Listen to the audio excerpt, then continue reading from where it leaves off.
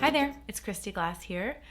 I am so in the mood for knitting right now. It is about to be fall, the best time of the year to get our knitting on, but it's still a little bit warm out right now where I am. And so I wanted to share today my top 7 my top 7 short sleeve sweater patterns. I actually am wearing one. This is called Cupcake by Stephanie Earp. And this is, if I were to show this, it would look like a little dishcloth because it's mohair, so it kind of just like shrinks until you put it on. So I thought, you know what, I'm gonna wear this one just so that you can see it does actually work as a sweater. And what I love about this sweater in particular is I'm using 2 different yarns that I got on a trip to Iceland back in 2019, pre-pandemic. I have this gorgeous mohair and then this hand-dyed Icelandic wool that I combined together. So it's the perfect souvenir sweater. And it ends up being just a nice layering piece. If you want to wear it that way, you could definitely put a jacket on over this. It's so easy. And just a nice little statement piece of a short sleeve sweater. So this is Cupcake by Stephanie Earp. Next up, I have this beautiful sweater called the As If Tee. I've actually knit 2 of these. This is the second one that I knit, and what I love about the details of this is I'm using Asylum fibers on the bottom, and then I have this Kids Silk Haze from Rowan, which they don't make this color anymore, but it has a little sparkle to it. So since this is like kind of a sexier t-shirt with the sheer at the top and the little diagonals that kind of indicate sort of a corset or a bralette situation, I love adding that little bit of shimmer. This is As If Tee by Shay Johnson. Number 3 is the Ranunculus by Midori Hirose. And so many people have knit this sweater. It's a one skein wonder if you do just the original version of the pattern. I think that now she's updated to include more sizes, but at the beginning it was just one size. And this is using the Chelsea Luxe yarn in her, I think it was like rose gold maybe, or pink peony. This is Chelsea Luxe in pink peony. And I'm holding both a fingering weight and a mohair double. This has a bit of a tricky beginning, so don't give up. Make sure you watch the video and maybe refer to other videos about the cast on, but it's just a lovely piece to wear and it knits up rather quickly. To stay on Midori Hirose for a second, I have number 4, the Chaica.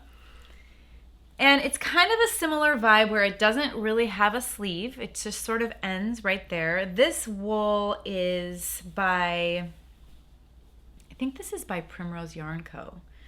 I can't remember the name of it. It's been so long.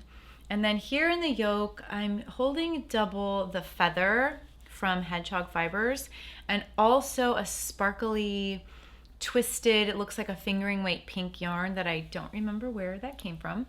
But I really wanted to make this collar something special, and you definitely can. You don't have to add the feathering, but it just added a little party to kind of a basic silhouette sweater.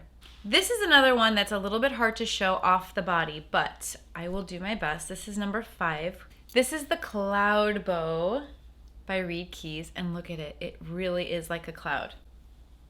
Did you see that? I did knit, this is from Pom Pom Magazine, and I did knit the dress, but I was curious about if I just knit the top. And I used this very special lace weight cashmere mohair from Ching Fibers. It's so soft. It's so warm. And this combination kind of reminds me of like the Cheshire Cat with the little lavender and the hot pink. It's so gorgeous, and I love this. Number 6 is the Gibson Ruffle Blouse by Fable Knitwear. This pattern gave me a little bit of trouble, and I hid it underneath this ruffle. So thank goodness for the ruffle, I could hide it. The yarns I used, definitely, I think it's Wandering Flock in the body and Mimo Yarn Co. in the ruffle. And Mimo Yarn Co. I believe is no longer dyeing, but Wandering Flock definitely is. And this was so nice because it's a very fitted piece, kind of like the Cupcake. only different because the Cupcake just kind of stretches onto your body, but this one is shaped to the body. And so much so that there's even a little button in the back, a button closure. So you get a lot of different elements in here. You get the pattern in the yoke, the addition of the ruffle, and that also has some lace on it, and then the shaping. So you'll learn a lot of skills if you take on the Gibson Ruffle Blouse by Fable Knitwear. Speaking of new skills, number 7 is Diamonds and Pearls number 10 by Meeps. This is a kit that I got on the Meeps website, and so there's merino, and there's a lace weight mo and a DK weight mo held double, and then of course there's the beading. So this was a brand new skill for me. I had to learn how to get those beads into my knitting, and even right now as I'm showing this to you, I'm not sure I remember how I did that. But there's a lot of help, videos online and instructions and a very clear pattern. This is definitely a party sweater. So much fun to not only knit, but also to wear. Thank you so much, as always, for joining me here on YouTube. It's been a while since I've posted a video, and it feels really great to talk about one of my passions, knitting. I hope you found some inspiration today, and I'll see you soon. Bye.